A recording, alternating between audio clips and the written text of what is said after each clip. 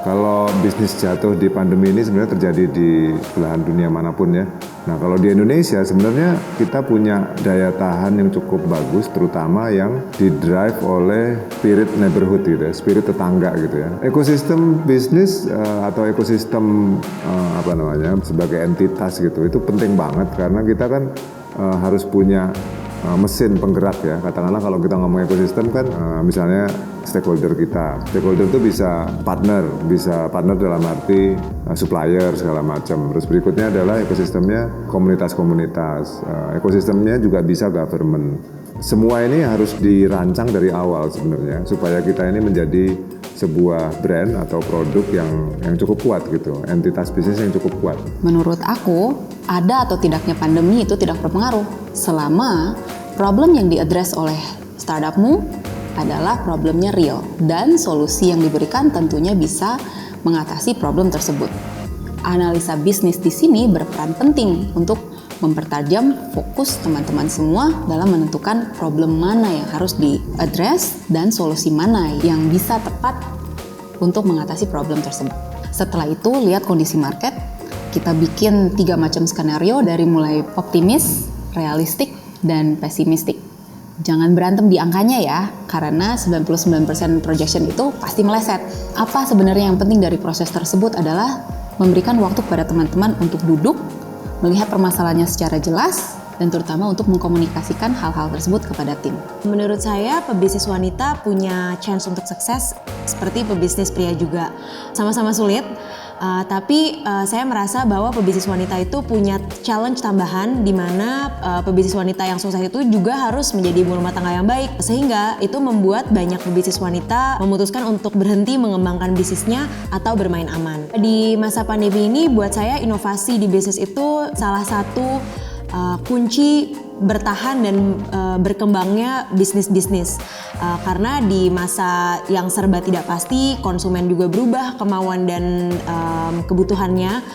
Jadi kita sebagai pebisnis memang harus benar-benar bisa mendengarkan dan cepat beradaptasi. Kunci berinovasi itu dimulai dengan kita sensitif terhadap perubahan customer. Menurut saya penting banget bahwa bisnis itu dimulai karena ingin memberikan dampak yang positif dan impact itu harus menjadi core of the business. Menurut saya itu akan memberikan motivasi yang kuat untuk para foundersnya maupun untuk timnya untuk memiliki semangat juang saat ada keadaan yang sulit. Menarik banget untuk melihat investasi di pandemi saat ini. Semua industri itu kayak mengalami shock terapi ya sekarang ya. Gue ngelihatnya bahwa banyak banget industri yang paling kena, seperti salah satunya industri yang di tempat gue terjun di dalamnya yaitu aviasi atau kargo. Tapi ada juga bisnis-bisnis atau industri-industri yang naik. Nah itu juga jadi perhatian, industri-industri yang seperti lebih melek digital, yang udah mau itu dari perusahaan kecil atau UMKM sampai misalnya sebesar multinational company yang sebenarnya kalau udah ada digitalnya kayaknya masih lebih survive daripada yang benar-benar truly konvensional saat ini. Dalam beberapa bisnis yang gue investasikan, gue ngerasa bahwa salah satu elemen penting setelah melihat P&L-nya, cash flow-nya, dan semua fundamentalsnya, lebih penting lagi kadang-kadang kita melihat dari foundernya itu sendiri. Orangnya sendiri yang menemukan bisnis itu, menjalankan sehari-harinya, dan tim-timnya.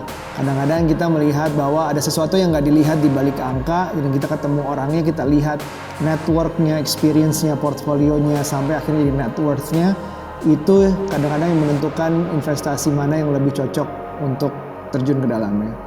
Sebenarnya saya pengen mengajak teman-teman untuk kita bikin ide-ide atau bikin gebrakan yang real, yang bisa dieksekusi dan akhirnya punya impact.